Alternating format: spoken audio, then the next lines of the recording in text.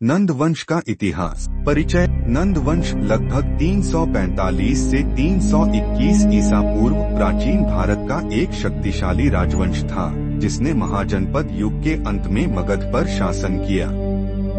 यह वंश महापद्मनंद द्वारा स्थापित किया गया था और चंद्रगुप्त मौर्य द्वारा समाप्त किया गया। नंद वंश की स्थापना। महापद्मनंद 345 से 329 ईसा पूर्व इस वंश के संस्थापक थे। वे एक साधारण परिवार से थे और उन्होंने शिशुनाग वंश के अंतिम राजा धनानंद को पराजित कर सिंहासन प्राप्त किया। उपलब्धियां।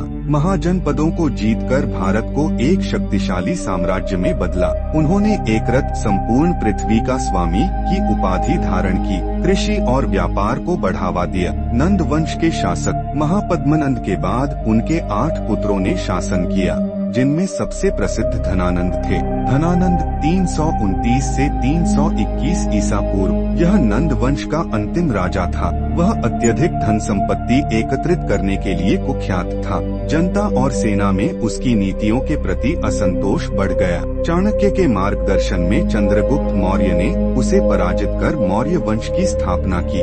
नंद वंश का पतन। धनानंद की अलोकप्रियता और अत्यधिक कर वसूली ने जनता में असंतोष बढ़ाया। चाणक्य विष्णुगुप्त ने चंद्रगुप्त मौर्य को प्रशिक्षित कर नंद वंश के पतन में महत्वपूर्ण भूमिका निभाई। 321 ईसा पूर्व में चंद्रगुप्त मौर्य ने नंद वंश को समाप्त कर मौर्य साम्राज्य की नींव रखी। नंद वंश की विशेषताएं। प्रशासन। नंद वंश ने संगठित प्रशासनिक व्यवस्था स्थापित की। सेना। विशाल सेना का निर्माण किया, जिसमें पैदल सैनिक, घुड़सवार, हाथी और रथ शामिल थे।